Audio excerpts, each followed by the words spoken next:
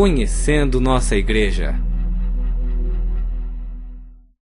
Olá, amigos do programa Anunciando Paz. É com muita alegria que estamos reunidos aqui novamente para juntos louvarmos, adorarmos, agradecermos a esse nosso Deus querido e maravilhoso que tanto fez e faz por essa pastoral. É com muita alegria que começamos hoje o programa Anunciando Paz, com o nosso quadro Conhecendo Nossa Igreja. Nosso programa tem a produção da equipe PASCOM, Pastoral da Comunicação da Paróquia Nossa Senhora da Paz de Biporã. E hoje é um dia de muita alegria, porque eu tenho aqui conosco, nos estúdios da PASCOM, duas pessoas muito importantes, amigos nossos, conhecidos da igreja, que vão juntos conosco falar um pouquinho da equipe da liturgia. Boa tarde, Gildo, e boa tarde, Edson. Tudo bem? Boa tarde ao amigo que nos assiste através da TV Canal 21, programa Anunciando Paz. Uma boa tarde. Boa tarde, amigos, amigas, irmãos e irmãs em Cristo. É com muita alegria que estamos aqui, então, participando desse programa Anunciando Paz. E hoje nós vamos falar desse ministério, que é um ministério muito importante. É um ministério que proclama a palavra de Deus dentro da nossa igreja, nas missas. E quando nós chegamos nas missas e encontramos lá tudo prontinho, tudo arrumadinho, tudo certinho, é isso que a gente vai aprender com eles hoje, são os coordenadores desse ministério, como que funciona.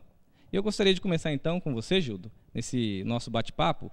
Como está estruturada a pastoral da liturgia aqui na nossa paróquia? Bem, a pastoral da liturgia na nossa paróquia, Nossa Senhora da Paz, ela é estruturada com 6 casais que fazem parte da coordenação geral, né, da equipe litúrgica, mas a equipe litúrgica não se resume nisso. A pastoral ela é formada, ela tem também a ajuda dos ministros, né, da Eucaristia, dos coroinhas, do nosso sacristão que nos ajuda no dia a dia, os corais, a equipe de canto também faz parte da pastoral.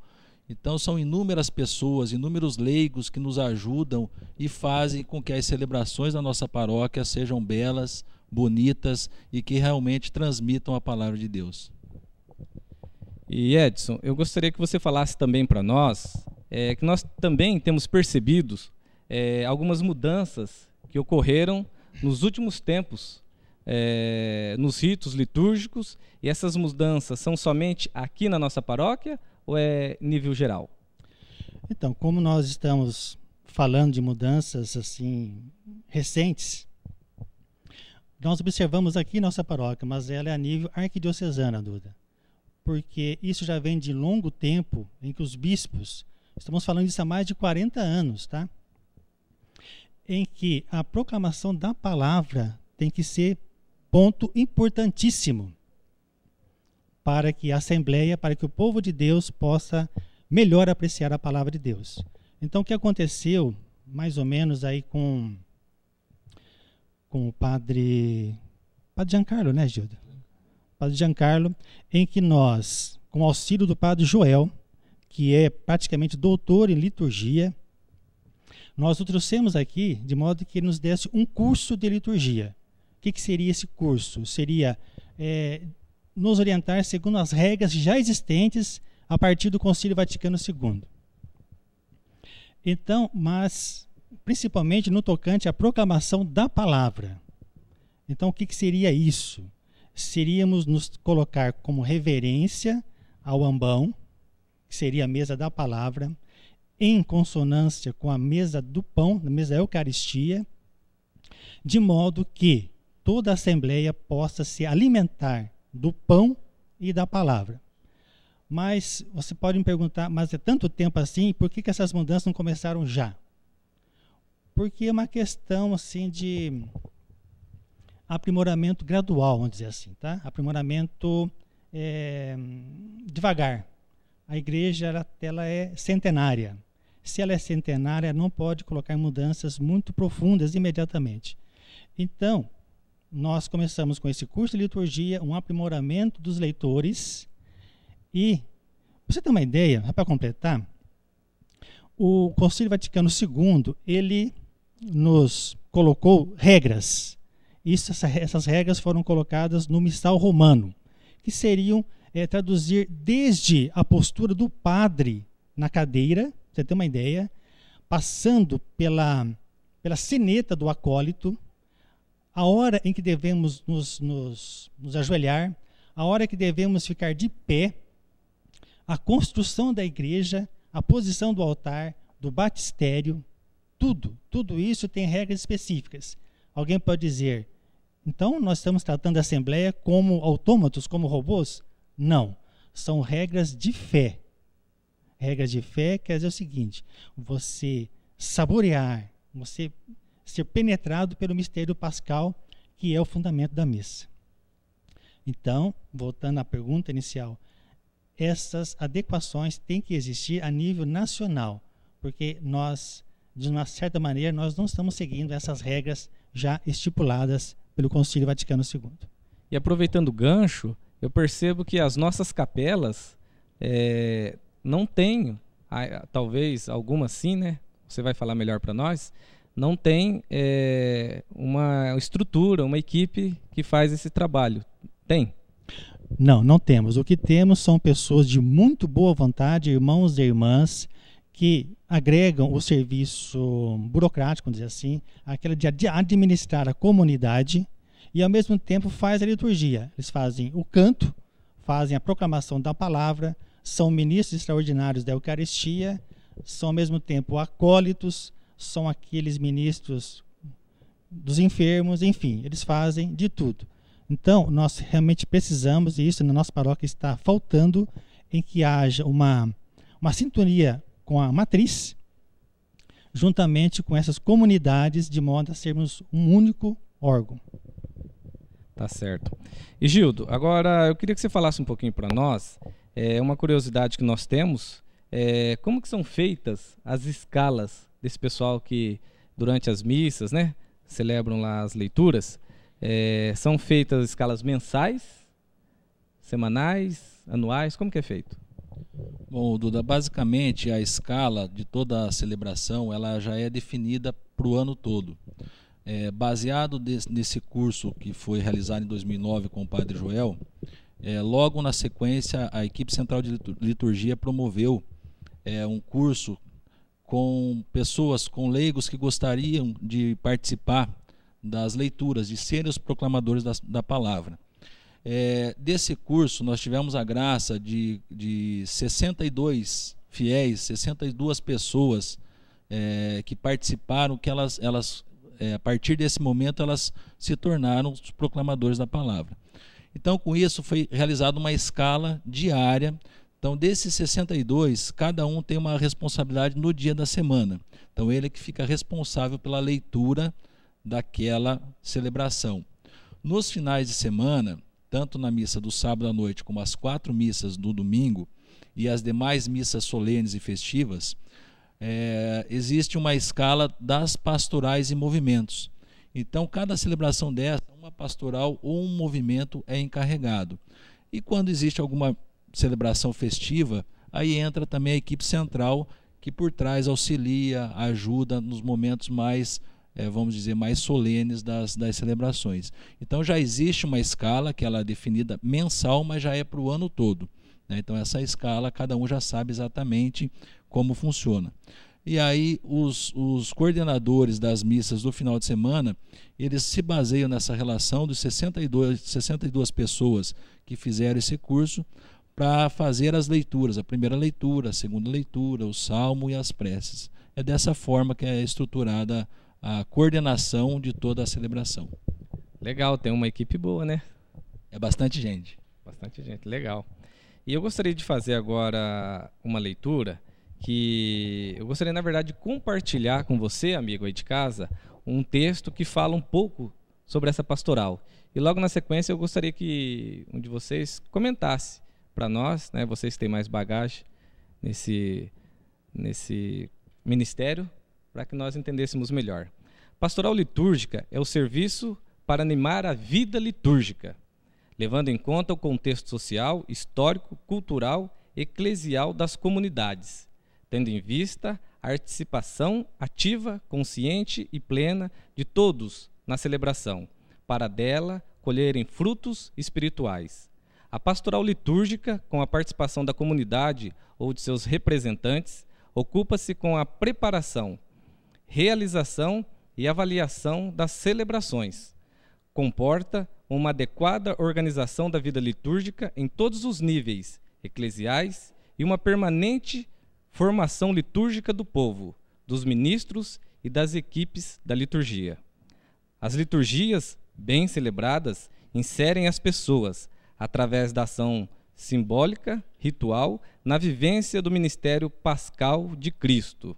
A pastoral litúrgica organiza-se tendo como referência os momentos fortes do ano litúrgico, festa dos padroeiros, acontecimentos importantes da nossa história, da comunidade, celebração de casamentos, privilegiando o domingo como dia da ressurreição, da palavra, da Eucaristia e da comunidade.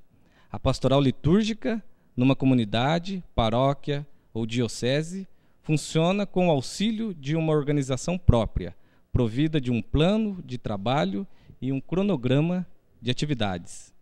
Então, gostaria que vocês comentassem um pouco sobre esse texto para nós. É bem isso mesmo que você disse, Duda. Só aproveitando o gancho, já que estamos falando de uma conversa descontraída, a palavra liturgia, no seu sentido original, quer dizer serviço, trabalho. Aí alguém pode nos perguntar, como assim? Não seria só orações, só reza? Só reza do terço? Ou a leitura da Bíblia? Não, na verdade, a liturgia, no seu sentido, né, original mesmo, trabalho, seria serviço da comunidade, mas com o tempo ele foi se tornando um tema ligado ao ofício divino. Então, você tem uma noção. Tudo começou com a última ceia de Jesus Cristo. Na partilha do pão, tomai todos, ele tomou o pão, tomai todos, isso é meu corpo que é dado por vós. Pegou o vinho, tomai todos, e seu sangue será dado por vós. Os primeiros cristãos, eles faziam exatamente isso. Eles repetiam, eles faziam memória. Memória. Isso na liturgia, no script da oração eucarística, que são em torno de 10 orações eucarísticas, isso se chama anamnese, seria memória daquilo que o Senhor fez. Então, os primeiros cristãos, eles faziam isso. Eles partilhavam essa ceia.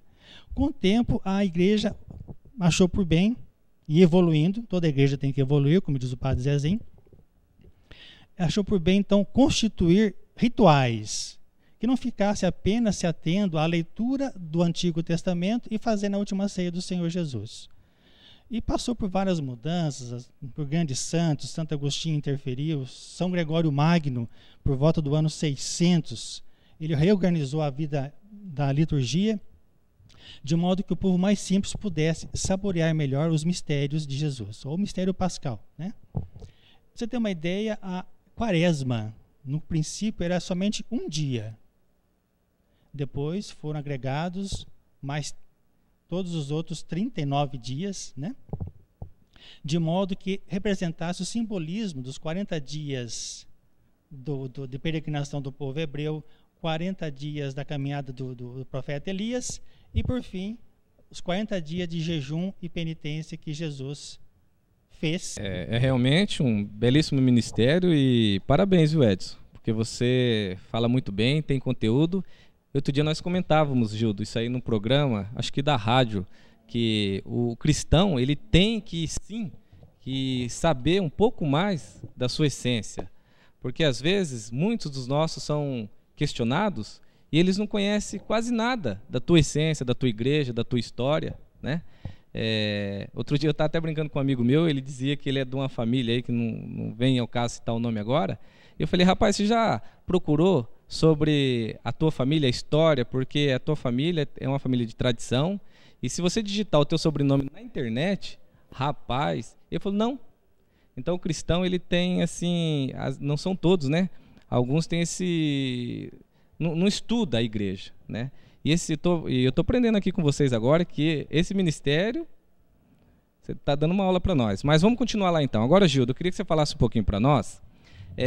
Vamos falar um pouco sobre o ano litúrgico e tempo litúrgico. gostaria que vocês nos explicassem um pouco sobre o tempo e principalmente esse tempo que nós estamos vivendo agora, que é o tempo de Quaresma, que o Edson estava comentando, né? Como funciona esse... Na verdade, o Duda e aos amigos que nos assistem, o ano litúrgico, diferentemente do ano civil, ele não tem uma data fixa para começar e para terminar. Ele não começa no dia, como o ano civil, dia 1º de janeiro e encerra dia 31 de dezembro. Não, ele inicia com o Advento, né, que é no 4º domingo antes do Natal, e finaliza na segunda-feira após o Pentecostes. Então, o tempo é diferente, não tem uma data específica. E dentro desse ano litúrgico, existe uma divisão de 5 tempos. Nós temos o tempo do Advento, o tempo do Natal, o tempo da Quaresma, que é o tempo que nós estamos vivenciando agora, né, que é a preparação para o tempo pascal, e aí depois o tempo comum. Então, atualmente, nós estamos vivendo o tempo da Quaresma, que é o tempo do quê? De preparação, de penitência, é o tempo que você faz toda aquela... você revive todo o teu passado, pensando também no sofrimento que Jesus teve antes da morte, para se preparar para a glória que é a ressurreição de Cristo, né? Que aí seria o tempo pascal que nós vamos viver daqui a uns dias. E aproveitando o gancho, Gildo, eu gostaria também que você falasse para nós uma curiosidade que todos nós temos. Quem prepara o calendário litúrgico, as leituras, os salmos? O calendário litúrgico ele é preparado pela Santa Sé, é o calendário mundial, né? Então, se você vai participar de uma celebração aqui em Biporã ou lá no Amazonas, em qualquer lugar do mundo, ele é unificado, é único. A igreja dividiu esse calendário por letras, né? Então, nós temos o ano A, ano B, ano C. Então, cada ano, o evangelho, por exemplo, o ano A é de um evangelista, né? Do evangelista Mateus. O ano B são leituras do evangelho de Marcos. O ano C, Lucas. O evangelho de São João foi deixado para as missas solenes, para os momentos especiais. Então, desse modo que a cada 3 anos, para quem participar de toda a liturgia diária, quem frequentar todas as celebrações, ele praticamente vai conhecer a Bíblia toda nesse ciclo de 3 anos.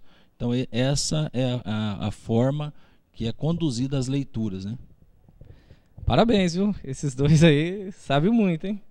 Rapaz, no começo do programa, assim que a gente começou esse nosso bloco, conhecendo a nossa igreja, e cada dia para nós que estamos aqui trabalhando, a gente aprende muito, porque nós somos os primeiros a ouvir.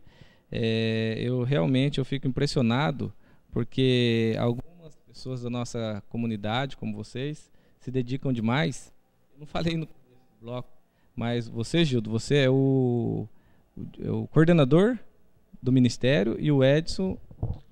A história, como nós estamos num papo descontraído, posso falar a verdade, né, Edson? Deve. Nós assumimos, eu e a minha esposa, a Sebastiana, assumimos a coordenação em 2011, início do ano passado, né? Porque o Edson e a esposa dele já estavam há mais de 5 anos, né, na coordenação, e é prudente, é louvável que haja uma reciclagem natural dentro das pastorais, dentro dos movimentos, para que venha sangue novo, mas que também tenha a experiência dos mais antigos, né? E naquele momento... nós somos convidados, aceitamos, porque para nosso crescimento pessoal também espiritual, nós achamos que seria fantástico conhecer o que você estava comentando agora. Nós precisamos conhecer um pouco mais a nossa igreja, conhecer um pouco mais a nossa fé. A gente faz uma analogia com torcedores de time de futebol. O cara sabe a escalação do time, o técnico, quando vai jogar, quando perdeu, qual a classificação dele na tabela, mas aí fala: você é cristão, você é católico? Sou. Qual que é o nome do seu pároco? Ah, mudou o pároco? Não estava sabendo. Você sabe se vai ter celebração esse final de semana? Ah, não sei, faz 1 mês que eu não vou na missa. Então, por analogia, nós cristãos temos essa certa preguiça espiritual. Então, quando o convite veio, foi justamente também para aprender e trazer um pouco desse conhecimento para nós. E o Edson, com todo esse conhecimento dele de 5 anos, mais de 5 anos à frente da pastoral, ele continuou nos auxiliando, trazendo toda essa experiência dele, né, e dando esse tempero a mais aí dentro da pastoral. Pois é, amigos, só não podemos confundir, o Gildo disse, que a antiguidade com cabelos brancos. É uma questão de partilhar experiência. Só isso. O meu pai fala que a pessoa que tem cabelos brancos é a pessoa que tem muita sabedoria. Eu vou começar a pintar o meu. Mas o que você falou, Gildo, é bem isso mesmo. Nós aqui também, Anunciando Paz TV, Anunciando Paz Rádio, é uma equipe fantástica e sempre tem essa reciclagem. E eu sempre costumo dizer que por trás de tudo isso aqui tem muita gente boa trabalhando. Às vezes alguns dão tempo, vai dar uma respirada, porque é um trabalho árduo, assim como o teu ministério, muito grande, né? E mais importante é isso que você falou. Nós aprendemos muito e estamos aprendendo nesse instante com vocês. E agora eu queria aproveitar e eu vou perguntar para você, Edson. Você com seus cabelos brancos, com a tua sabedoria, nos diga uma coisa. Se alguém que está nos assistindo quiser participar desta pastoral, a quem ele deve procurar? E outra coisa importante, porque como é uma pastoral da liturgia, nós estávamos falando isso no bastidores. A pessoa tem que ler bem ou como que funciona? Em se tratando... Bom, de início a primeira pergunta. A pastoral está aberta a todas as pessoas de boa vontade. Os contatos podem ser feitos durante as missas, sempre há um coordenador, como o Gildo disse, que há sempre um coordenador, embora o coordenador por excelência é o padre, tá, gente? Nós somos apenas coadjuvantes. Mas sempre tem alguém ali coordenando, orientando os leitores e tal. Então, os contatos podem ser feitos com essas pessoas ou conosco. No escritório paroquial também há o telefone nosso. Com relação à proclamação da palavra, nós estamos em vias, e como acordo com os novos pároco e vigário, de nós programarmos um novo treinamento de leitores. É importante que se leia bem, sim.